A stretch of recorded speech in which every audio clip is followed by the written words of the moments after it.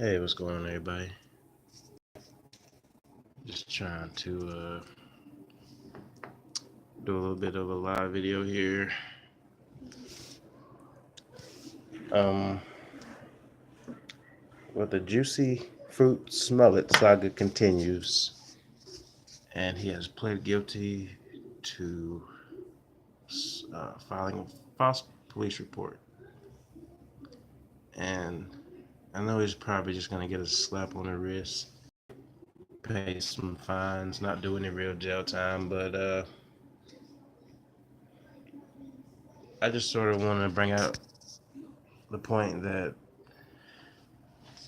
most of the people that take every opportunity to run with the media narrative and bash the president and Trump supporters from whatever news is out on a day-to-day basis, y'all are pretty awfully solid about this juicy Smullet and the fact that he hired two black Nigerian brothers to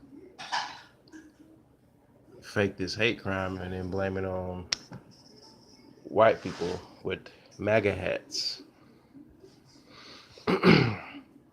So whatever the situation was, it's beginning to become clearer, but I'm just curious to why there are so many people that are silent to the fact that this is the same propaganda that we see every day. And the truth usually comes out on these false narratives, but when it's not reported on, people don't see the media coverage. They're not going to research it for themselves. There becomes a line in the middle of what people see as true and false. But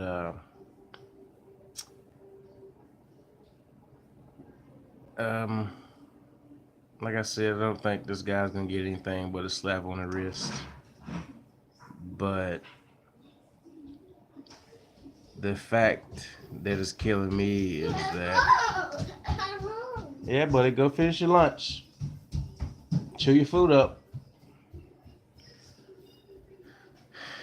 It is the fact that they put 12 detectives on this case when it first happened, and one of the detectives was taken off of a case where a 1-year-old was shot by a stray bullet from a bunch of idiots in the streets having a shootout, whether it was gang related or just a fight gone bad or whatever. They had a detective on this case that he had to leave that case looking for.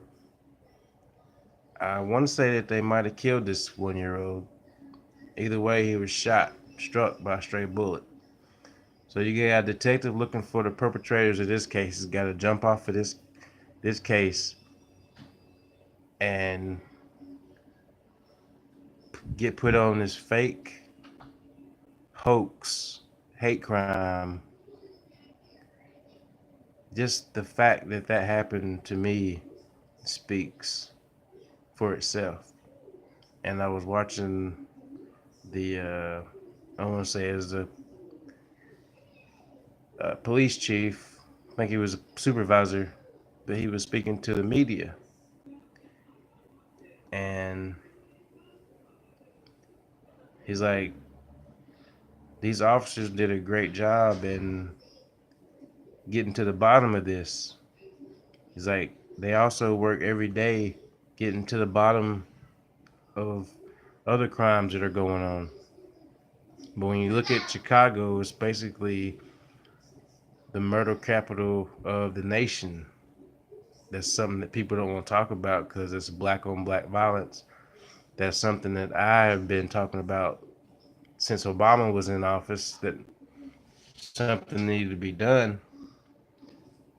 But where's the media attention on all these young teenage kids getting their lives taken too early from gang violence, or just people now they just start shooting at random crowds because the gun laws are so strict. Everyday law-abiding citizens don't have the guns on them to protect themselves, so criminals can just do what they want. That's what a democratic controlled sanctuary city is. But where's the media coverage on all these kids getting shot, 50 or 60 getting shot in a weekend? Where's that media coverage? But then someone like Jesse Smollett comes up with this hoax, hate crime, and because he's a celebrity, it's all in the news, and that's what everybody's talking about. You got Congress members calling this a modern day lynching before even hearing the facts and knowing what's going on with the case. You have media, celebrities for a false narrative. So I was just making a short video to just make light of the propaganda that's going on in this country, and that the fact that most of the people that go with the Trump hating narrative, you finally had you a story that was trying to prove that Trump supporters are racist and homophobic, looking for a minority to put a noose around their neck and throw some bleach on. Y'all was sitting waiting for something like this to happen so you could take it and run with it. And a lot of you did. But now you're very silent because you see the hoax falling apart and the false narrative that you are believing in. So let this be an example of what the media is doing in this country when it comes to division and race baiting. So just to make a short video, but had a few minutes while Isaiah is eating to have a few minutes to say something that was on my mind. But it's just literally killing me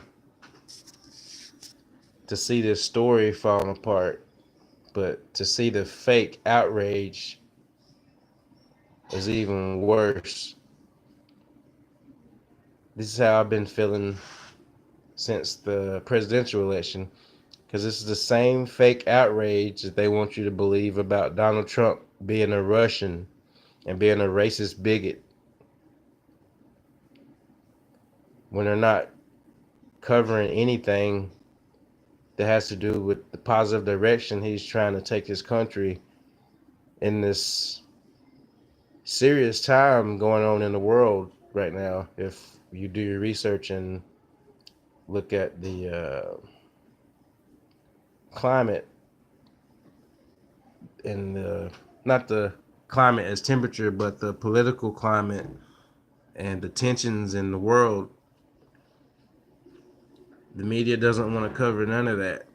All they want you to do is support this democratic socialism and being morally right overweighs facts. So I just want some people to wake up out there. This is a prime example of how the media is putting us to sleep and trying to enrage us in our emotions over a false narrative. But I have one more thing to talk about when it comes to the false narrative and race baiting.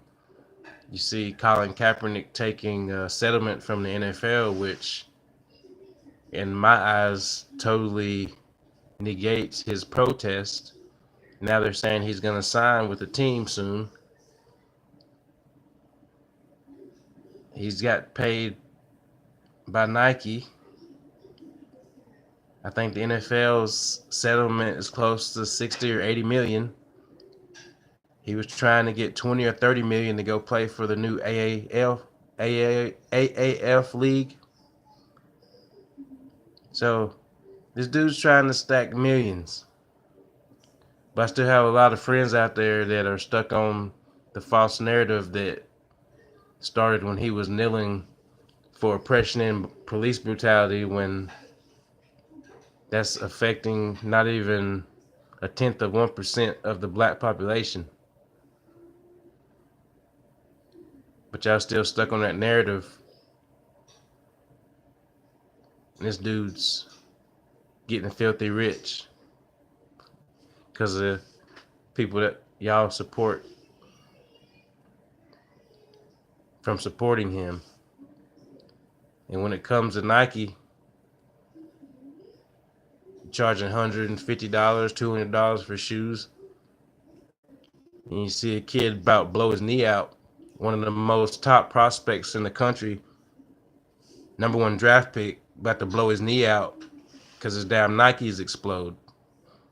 Because they're made with $10 or $15 worth of fabric and materials in China, and they bring them over here and sell them for $150. And they want Kaepernick to be their spokesperson so they can bring the race bait into it to get more people to go buy it, make it a racial issue.